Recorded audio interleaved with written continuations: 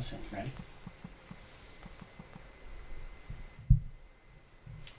And we're live. We were already live. Oh, rude. You keep doing that. It's a stylistic choice. That's true. That's true. That's what we keep saying.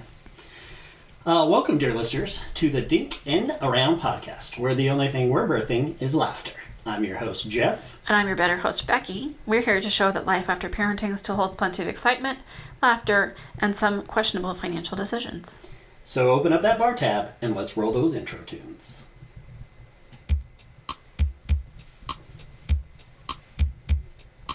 Dinking around, it's Jeff and Becky just dinking around.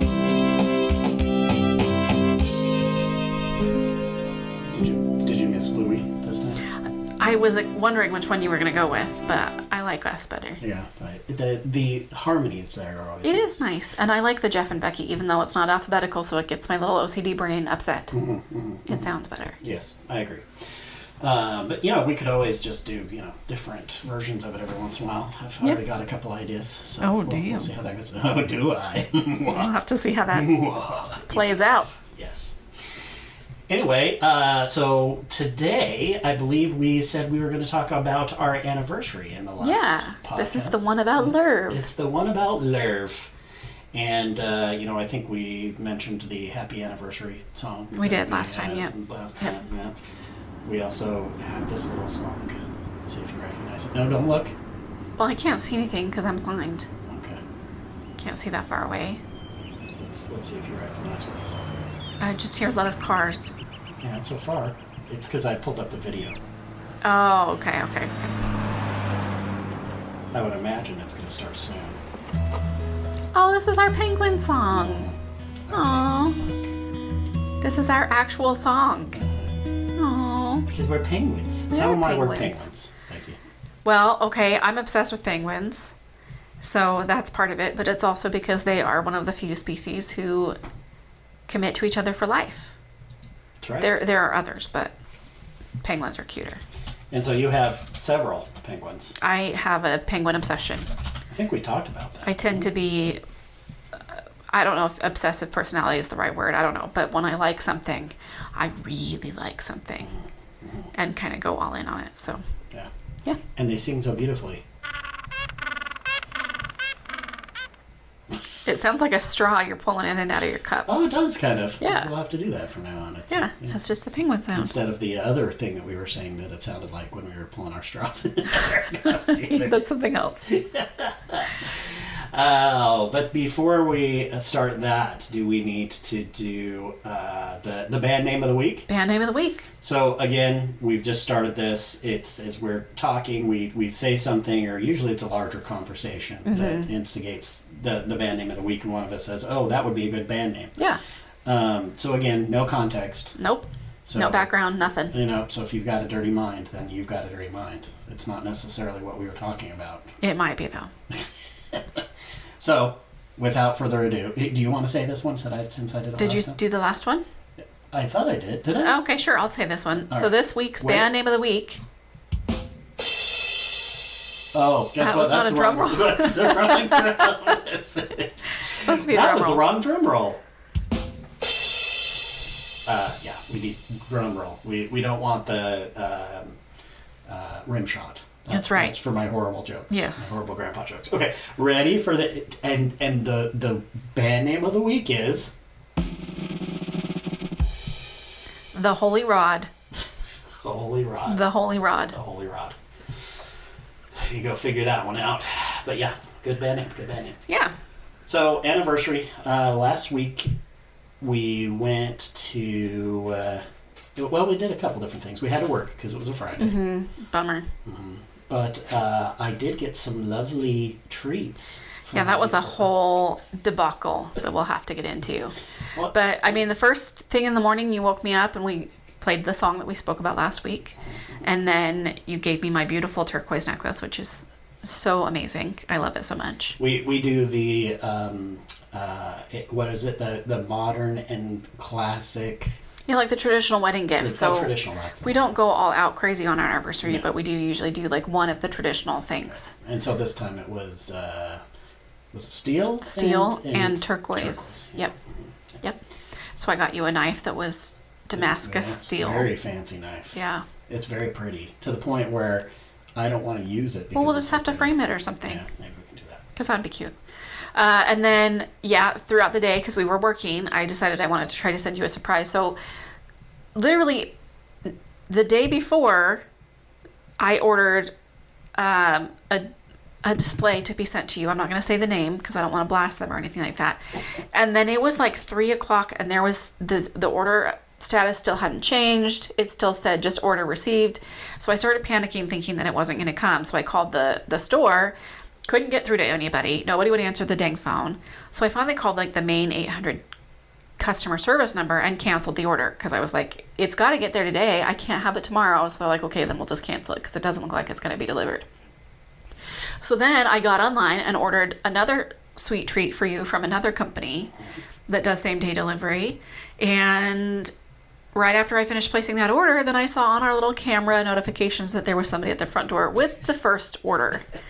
So, of course, I was less than pleased. I mean, it's fine because I had ordered it. Yeah, bruh, for reals. But I'm sitting there at work knowing like, oh crap, I just spent way too much money because I was doing this one thing and it didn't go through. So then I went and did this other thing. Well, now he's going to get two. So you got spoiled with 2 different sweet treats that day. They were very good, though. I enjoyed them. They were good. I even got to enjoy some of them on the weekend. It was nice. So, the one place will not be named because they're not a sponsor. That's right. Neither one of them are sponsors. No. We still don't have sponsors. No. Wah, wah. We're starting to get some listeners, though. So yeah, that's good. We can start saying our listeners instead of non-existent Dear listeners instead of non-existent. Yeah. So, and then we made a reservation for one of our favorite restaurants here. It's this delicious Mexican place called, should I say what it is? Yeah, sure. Why not? Papacitos. So those of you that aren't from Dallas, there's I don't know if I would call them a chain. So it's a group of restaurants. Yeah, a restaurant group, and they're all Papa something. And they're all very, very, very good. So we went and had that. Which was nice because it was a little further away. We looked at a couple places that we wanted closer because, again, working, so we didn't want to be out all night. But when we went to look for reservations, because it was a Friday, many of the places were full. But that one was not full. Yeah. And but luckily that was our number one choice. It was just a little further away. So yeah, a little further away, a little bit more expensive. So we kind of tried to be a bit more frugal, but it didn't work out. So it's fine. And then once we got to there, we really didn't go frugal because we got our very nice anniversary cups. Yeah, they had anniversary. It was their 40th anniversary, and so they had cups for sale if you got a certain margarita. Yeah. I think that was probably my favorite part was that first margarita. It was super, super yummy. What was your favorite part? Of the dinner? Yeah, or the whole day? Well, I mean, that one's tough because it was very nice that you got the 2 treats for me. One of them was from a confectionery place called Tiff's Treats. Mm-hmm. Oh, yeah, which those are good. Sounds kind of naughty. It does. Tiff's Treats. Yeah. But anyway, you got me a special cookie. What was the cookie called? Did they say? I don't know what it was called, but it was chocolate with Reese's Pieces. Yeah, I love me some peanut butter. And as we've discussed, Reese's Pieces have a history with our relationship as well, so that was a nice little add-in. So, added bonus. Yeah. I really appreciated that while we were on the way, you mentioned that you wanted flowers. Yeah. And I hadn't gotten flowers for you because I'll go ahead and admit it that, I always thought flowers were very cliche and the point of flowers was to surprise someone. So it wasn't like flowers on birthday or Valentine's Day or anniversary. It was just, hey, you're having a hard day, here's some flowers. Yeah. Or, hey, it's a random weekend. Which is nice. Those occasions are nice. Right. But yeah, I was kind of feeling, I don't even know if I would say disappointed or bummed or I don't know. But I just thought, I had the thought, I wish he would have gotten me flowers. And normally I would have just, in the days before, I would have probably just sat and festered and then gotten my feelings hurt that you didn't do it.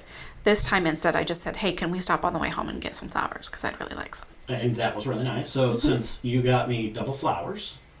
Or double treats. Double treats. You got me double flowers. Yeah. They were very pretty. Yeah. from our local O'Shea Bay. And my flowers lasted longer than the trees, so I got to enjoy them longer. That's true. What are you trying to say? I'm just saying Uh-huh. that my surprise was better. Whatever. And you know, this will probably lead into another discussion a little bit further down the in a road. minute. But that honestly was my favorite thing. I really Aw. appreciated you saying that to me, and I love that. so that we were able to do that. So Yeah. this also set the record for both of our longest relationships. I believe we had mentioned that we both had previous relationships. And So now this- I'm the winner. you're the winner. That's lasted the longest. So that was nice. But you know, as we were kind of talking about, relationships can be hard. They can be. The whole Disney syndrome of happily ever after is BS, I think. Yeah, and it sets unrealistic expectations for both boys and girls going into their relationships and what they think that they're going to be getting. Right. Yeah. And so, you know, I think it's important that we talk about something that we kind of went through. Not a lot of people know about. So, you know. Yeah, I mean, we've been pretty private because it was like it was ongoing for one thing, but also we didn't want people passing judgments when they didn't know the whole Right, story. and I honestly, if I was to admit it, I was embarrassed a little bit of the whole thing. Yeah. So didn't really talk about it. But then, you know, luckily, my work gave me free counseling, and my counselor was like, "Look, you probably, while you're holding this back, you know, that's causing problems. So you probably should talk a little bit about it." And so, Yeah. I mean, it's important to do that, right? It is. Like, you've got to have your support network. Yeah, I mean, I grew up in the generation of, you know, men don't have feelings, we don't cry, we don't, you know. there's Rub no some dirt on it and get in right, there. yeah, exactly. Rub some dirt on it, get back in there. Yep. Hopefully the Texas Rangers do that tonight. But, Hopefully. yeah. So, yeah, what we're kind of hinting and jumping around, kind of dancing around the subject, is we had some issues about a year ago, right? As all long relationships do, but we'd kind of gotten to a dark place. And so we ended up separating for, 6 months? Yeah. It was almost a year ago, exactly, a couple months ago. Like Yeah. in August. Yeah. There was other stuff going on in our lives at the time, which I think, you know, inflamed it a little bit, but probably brought what was coming to pass. Anyway. Yeah, I think it just sped it up. Kind of was like more of a catalyst and put a magnifying glass on things. So one of the things that I did that I was like, oh man, don't ever do this, is because, you know, when you have something happen to you, or you're, you know, feeling poorly or something. Very overwhelmed or whatever. Well, else. no, I'm just saying, like, you know, you have a headache for 3 days. The best thing in the world to do is to hop on the internet. Yeah, because then you Google find it. out you're getting cancer Right, and exactly. die. Yeah. So, to be honest, I was the one that was a little blindsided on this side. Although I had a feeling, and I had actually kind of brought it up. I said, "Hey, you know, I don't feel like things are right. Is there anything you want to talk about?" And then, pretty soon, you just told me, "Well, decisions have already been made." Yeah, exactly. So we were both kind of in a place where we were Googling things about our relationship that we probably shouldn't have been Googling, because there are a lot of people on the internet that don't have your best interest at heart. Sure. So we were both reading things that were kind of influencing our decisions and what we should do, and that made it a hell of a lot worse. Yeah. I think. Yeah, for me, it was like, what do you do when your wife tells you she wants a separation? And so, the first thing that popped up was, you know, lock her out of everything, change your passwords, Protect you your know, assets, protect your yeah. assets. You don't let her have the house and all that stuff. So, you know, after we argued for a bit, I was not very nice and kicked her out, and she went to a hotel, and yeah, It was a rough night. it was a very rough night. But I mean, to be fair, you had just gotten some of the worst news of your life that Yeah. I was not happy and was leaving. So that was just a very bad place for both of us. Yeah, but I think what we learned from our last relationships is it's easy to walk away, but, you know, sometimes, I mean, I think what was super helpful was, you know, I watched a video online. After Googling it? Yeah, because, you know, of course, yeah. And we talked about the YouTube rabbit hole, so I went down a YouTube rabbit hole because I was just, you know, and talking about why your wife would want to leave you, etc. And I happened upon one particular video where they were like, well, it's your fault. And I was like, what? This isn't my fault. Yeah. This is not my fault. And I did that, I think, with my previous relationships too. Sometimes I was like, Yeah, I this think is we not both my did. fault. Yeah, we blamed the other I person. think it's just easier for you to say it's not. I mean, that book I was talking about, that nobody cares unless you do. You know, when you are oblivious to that, it's your issue. Yeah. Yeah. So when I thought, wait a minute, there is a big part that I played in this. A lot of it was, I think, around the communication that we had, and then also, there's the whole men and women, logical, emotional thing. Mm-hmm. And, I'm a computer guy. You're very logical. I'm very logical. And, it was just, couldn't understand what the issues were. I really had to kind of change my mindset and understand. And I think once I did and start saying, okay, well, yeah, this isn't what that is. And, hey, we need to get some counseling. And luckily you agreed. And so we continued down the path of separation. You moved out for a little while, but we were also doing counseling and stuff. So. Both working through our own issues, kind of changing a lot of the mindset that we both had that we didn't realize we had. So, I mean, ultimately, like, this anniversary was a big kind of eye-opener for me. I'm like, we're in such a good place now. That's part of why I wanted to do the treats and stuff like that, because I wanted to really honor and celebrate that we had kind of made it through. Not to say that we won't ever experience hardships again, but that we've kind of gone through this fire together and we've come out on the other side. Yeah, no, I agree. So there were some things that we learned during this that we thought we'd share. There were some things that we thought, hey, this is important stuff that, how did we not know about this? Other people should know about it. So the first thing was attachment styles. Mm-hmm. Very interesting concept. I think you have there's 4 attachment styles, right? Yeah, it's just a very brief description of what the different attachment styles are. So if you're interested in that, go ahead and Google attachment styles. There's plenty of resources on the internet. Actual good resources on the internet about it. But we didn't have any clue. I mean, we're in our 40s and had no idea that these were even a thing. So first is your secure attachment. That's when you're comfortable with intimacy, you seek and provide support, and you trust people easily.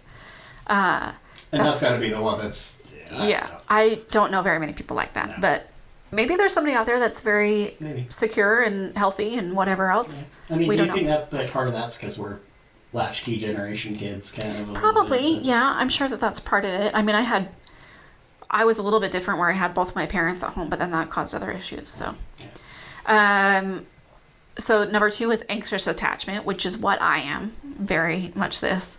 You crave closeness, worries about abandonment, seeks reassurance frequently.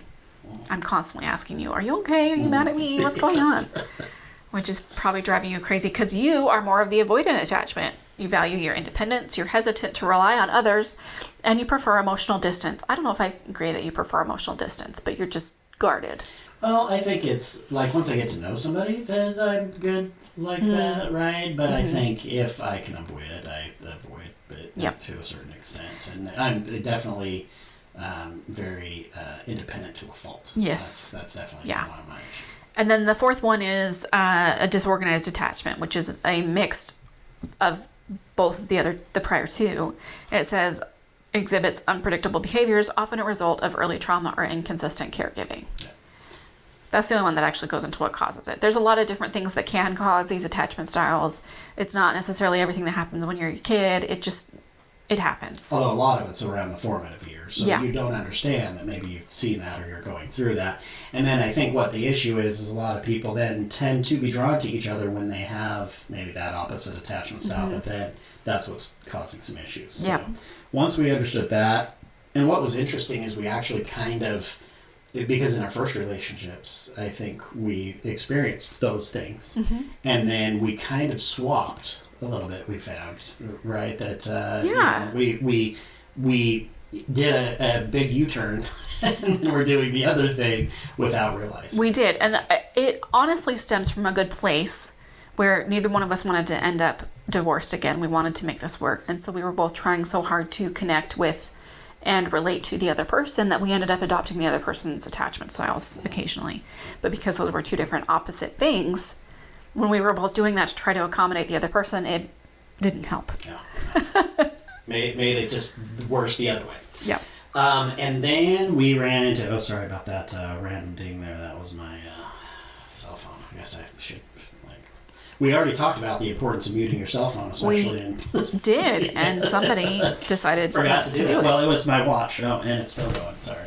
Yep. So then we got some counseling, some marriage counseling, which unfortunately the insurance didn't pay for, but well worth it. I thought she said something very interesting, right? Is sometimes you look at counseling as a beginning and an end, right, to get through some issues. But she, I think, pointed out that hey, sometimes counseling is like an oil change. Yeah, sometimes it can be preventative kind of maintenance. Maintenance. Because we actually got through it for a little bit, and once we got through, she's like, man, you guys have come such a long way. I think you're doing really well. Let's not schedule another one, but if you need it, hit me up. Yeah. And we had a bump in the road. A couple months later, and went to a couple more, and that helped out. And so it's very nice to know that she was there. And but we've got that resource, that marriage mechanic, if you will. yes, marriage mechanic. I like that. Maybe that would be a good name for a... That might be a good band name. Yeah. But I don't know about marriage mechanic, but maybe for like a counseling center. Oh, I see. I see, like a business name. Yeah. Okay. As long as they don't put you up on the, thing. There's a lot of noises. I mean, maybe you're into that. Who knows? One of the books she suggested that I really liked, read, was Hold Me Tight, 7 Conversations for a Lifetime of Love. And it's all about the recognizing of the demon dialogues is what she said. Yeah. And the protest polka, where there is an identifiable pattern that tends to happen in relationships and conversations, especially ones that tend to get into arguments. Yeah. And they just feed off each other. And so if you can identify that, then you can actually kind of get to a place where you stop those. Yeah, stop the or cycle. At least take a pause and then come back and things are a lot better, right? Yeah, it's really just a matter of interrupting those patterns that you have gotten into over the years, right? So that you can stop the conversation before anybody gets too defensive, or once somebody is defensive, you can be like, okay, you know what, this isn't going anywhere, let's step away for a minute, and then come back and discuss it when you've got more of a clear head. Yeah. It is just breaking those cycles. And one of the things that she mentioned was you kind of hit the fight or flight. Yeah. Right? It's very much like fight or flight. And as soon as you can feel the, oblongata. And you do the obligata? Yeah, there you go. Oh, gosh. The one from Waterboy. Mama says. Mama says. But you can actually feel your adrenaline start spiking, right? Yeah, it feels a little bit different for everybody, but there's, right. Kind of universal things. Your heart rate goes up, your breathing is more intense. Some people feel sick to their stomach, other people just feel like they're shaking or sweating. Yeah. And once you realize that, that's when you got to step back. Yeah, because the conversation's not going to go anywhere at that point, but down. Yeah, because you're going to either fight or fly. And that's often what we would end up doing is we'd start fighting, then one of us would fly. Yeah. Right, and then it would just, either not resolve or one of us would give up on the point we were making, etc. So I think what was very important for me was to realize that I needed to not fix it and not look at it logically, but instead validate what you were feeling. Yeah, right? Because you're so logical that you think, okay, well, A happened that led to B, and so now that's all there is. Not seeing that A caused these emotions that led to B's emotions that led to C's emotions and down, whatever. And so oftentimes you would be trying to understand where I was coming from, but you weren't getting it because you were thinking about, well, no, this happened and then this happened and then that's it. And neither one of us knew how to communicate to the other person the feelings of it, right? So then what I would tend to do, because what do you do when somebody's not understanding your feelings? You kind of like amplify it and you come up with scenarios worst case scenarios. Yeah, worst case scenarios to try to get the other person to understand.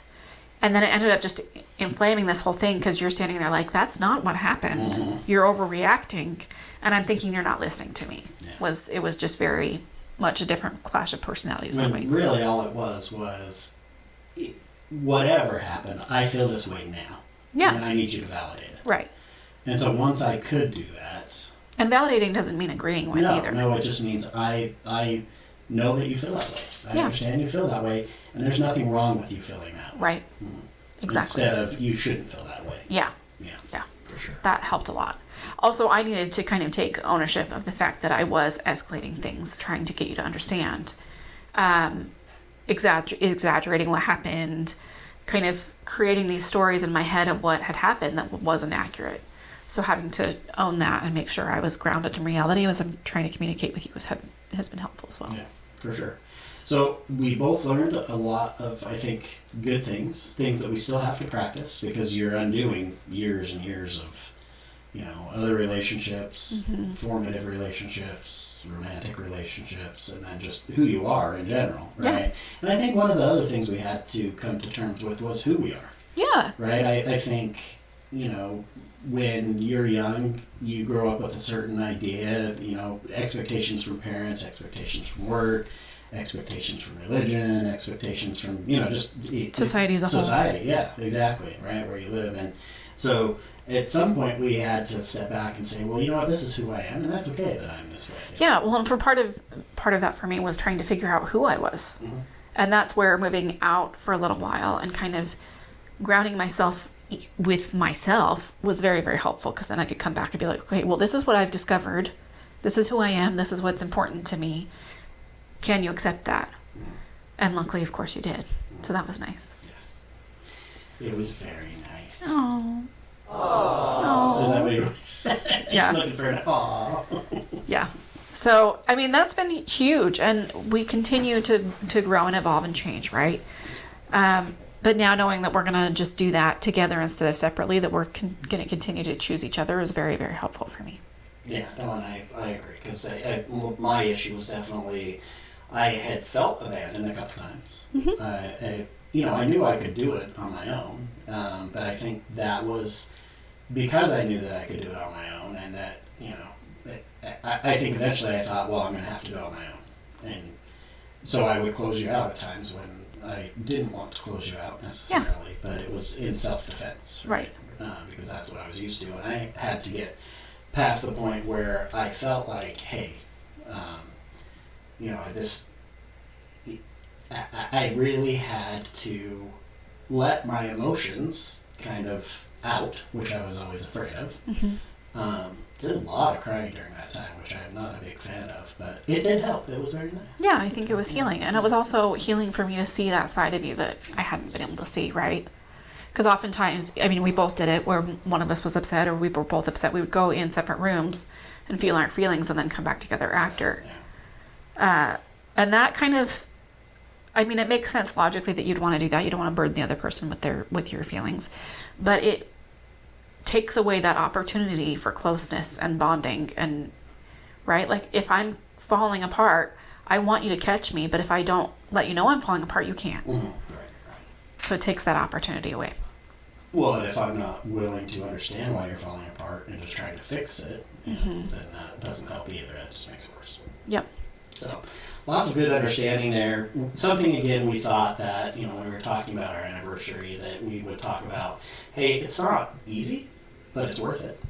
It's 100% worth it. And I think that that's something that we both kind of decided through the separation is that, you know what, this is going to be hard and it's going to suck sometimes, but this is what I want.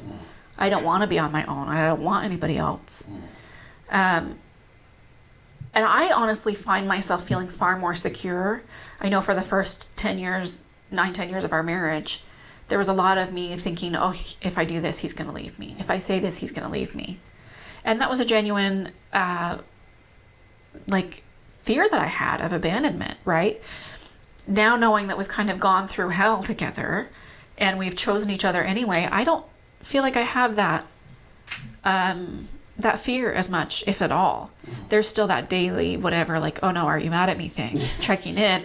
But it's not this like earth-shattering, like, he's going to leave me and I'm not going to survive it. And that was another thing that was important for me too, was figuring out that I could be on my own and I could do it if I wanted to. Because I hadn't ever lived on my own before, never lived by myself. So trying to figure that out and figure out if I could make that work and not starve and die or whatever else, that's been helpful too. realizing my own strength in this. Yeah, and for me, I knew I could do it on my own, but I didn't. And not necessarily that I didn't even want to do it on my own. There's some things that are nice about being on your own, but that it was much nicer to be with you. Yeah, life is just better together. Yeah, and so that's, I think, very helpful when you realize that. And then some of the things that I would do, like the making the coffee in the morning, or chores, or the stuff that I'd have to do, instead of me being all, why aren't you doing any of this? Yeah, keeping score. For me, it was, you know what? No, I'm doing this for me because it makes me feel good to make you feel good. Yeah. It helped a lot. Yeah, that's been helpful for both of us, honestly. So, if this hasn't been too terribly depressing for people, you want to talk more about it, our email address is thedinkingaround@gmail.com. Yeah, we'd love to hear from you guys and hear your stories and any questions that you might have. We got our Instagram out there too, so the Dink in That Around Pod. We definitely can talk about that, but we're at our 30 minutes. Oh, wow, that was fast. Yeah, I guess pouring out our hearts. Oh. It's pouring out our hearts. Pouring out our hearts. Anyway, so that's all for today, Dink Nation. Until next time, keep dinking around. We did it. Yes.